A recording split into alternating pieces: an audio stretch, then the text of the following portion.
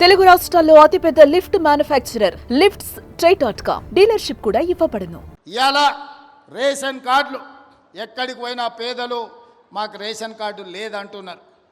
చంద్రశేఖరరావు గారు గొప్ప మేధావి, 80,000 పుస్తకాలు చదివిండు. వాళ్ళ కొడుకేమో అమెరికాలో చదువుకున్నా అంటాడు. 80,000 పుస్తకాలు చదువుకున్న ఆయన కానీ అమెరికాలో కంప్యూటర్ చదివొచ్చిన ఆయనకు ఈ తెలంగాణ రాష్ట్రంలో ఉన్న పేదలకు రేషన్ కార్డు ఇవ్వాలనే కనీస జ్ఞానం లేదు. 10 ఏళ్ళు ఎదురు చూసిన రేషన్ కార్డులు ఇవ్వలే. అందుకే ఇవాళ ప్రతి గ్రామంలో ఉన్న పేదవాడికి రాష్ట్రం మొత్తంలో 30-40 లక్షల కుటుంబాలకి ఇవాళ రేషన్ కార్డులు లేని ప్రతి వాళ్లకు రేషన్ కార్డు ఇవ్వాలని మన ప్రభుత్వం నిర్ణయం తీసుకున్నది. రేషన్ కార్డు ఇచ్చిన ప్రతి వాడికి సన్న బియ్యం పంచే కార్యక్రమాన్ని కూడా మన ప్రభుత్వం తీసుకుంటుంది. ఇవాళ రేషన్ కార్డు అనేది పేదవాడి యొక్క గుర్తింపు. ఆధార్ కార్డు ఎట్లనో రేషన్ కార్డు కూడా అట్లనే. ఎక్కడికి పోయినా ఏమున్నా లేకపోయినా పేదవాడిని అధికారులు రేషన్ కార్డు ఉందా అని అడుగుతారు. మరి ఇవ్వాల్సిన అధికారులు గత ప్రభుత్వం 10 ఏళ్ళు రేషన్ కార్డులు ఇవ్వలేదు. అందుకే ఇవాళ మనం ప్రతి గ్రామంలో గ్రామ సభలు పెట్టి గ్రామ సభల ద్వారా మన దగ్గర ఉన్న సమాచారాన్ని ఇవ్వడమే కాదు, రేషన్ కార్డులు రాని వాళ్ళను వివరాలు లేని వాళ్ళను గ్రామ సభలల్లో మీ వివరాలు ఇవ్వండి, మీ అందరికీ రేషన్ కార్డులు ఇస్తామని చెప్పి మన ప్రభుత్వ అధికారులను గ్రామాలకు పంపించినాం. ప్రతి 6 నెలలకు క్రమము తప్పకుండా అధికారులను గ్రామాలకు పంపిస్తున్నాం.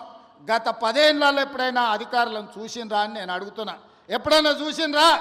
కలెక్టర్లను చూసినరా? ఆర్డీఓలను చూసినరా? ఎంఆర్ఓలను చూసినరా? అధికారులు ఎవరైనా మన గ్రామాలకు వచ్చినరా?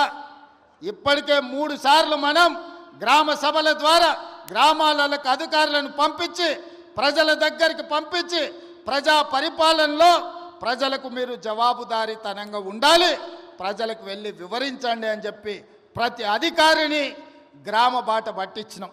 గతంలో పని కావాలంటే ఫామ్ హౌస్కు పోవాల్సి ఉండే, కానీ ఇప్పుడు ఆ విధానం మార్చినాం.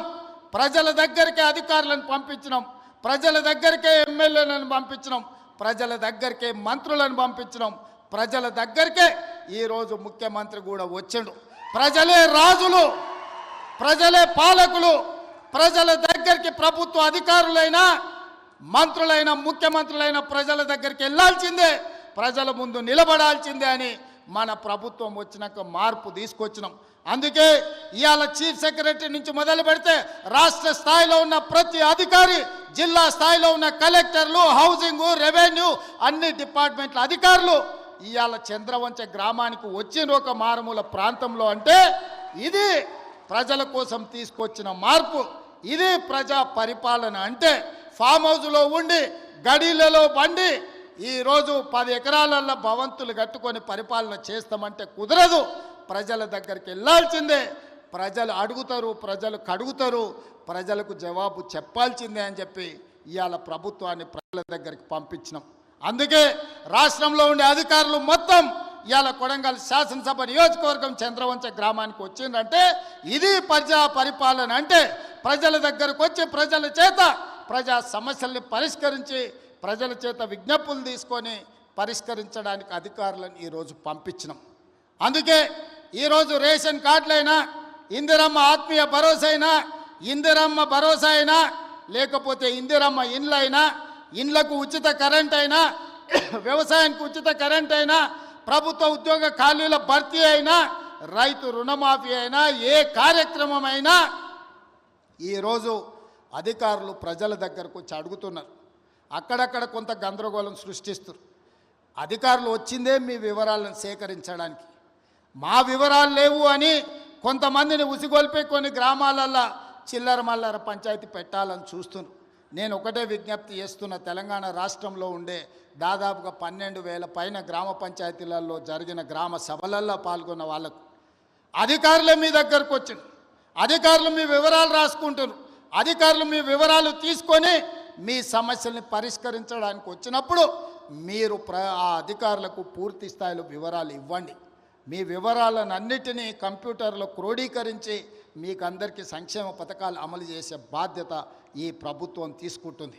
ప్రజలకు జవాబుదారీతనంగా మేము ఉంటాం. ప్రజలు అడిగే ప్రశ్నలకు సమాధానం చెప్తాం, ప్రజలకు సంక్షేమ పథకాలను అమలు చేస్తాం. ఇది రాష్ట్రం నలుమూలల మీరు గుర్తు పెట్టుకోండి. చెప్పింది చేసి చూపించే పార్టీ ప్రభుత్వం మనది. తెలంగాణ ఇస్తామన్నాం, తెలంగాణ ఇచ్చినాం. 2023లో మనం అధికారంలోకి వస్తామన్నాం, మనం అధికారంలోకి వచ్చి చూపించినాం. ఇవాళ అధికారంలోకి వచ్చిన మనం అభివృద్ధి కార్యక్రమాలను, సంక్షేమ పథకాలను అమలు చేయాల్సిన అవసరం ఉన్నది. అందుకే నిరంతరం మేమందరం పనిచేస్తున్నాం. మీ ఆశీర్వాదం ఉండాలి. సుమన్ టీవీలో మీ పర్సనల్ అండ్ బిజినెస్ ప్రమోషన్స్ కోసం కింది నెంబర్కి కాంటాక్ట్ చేయండి.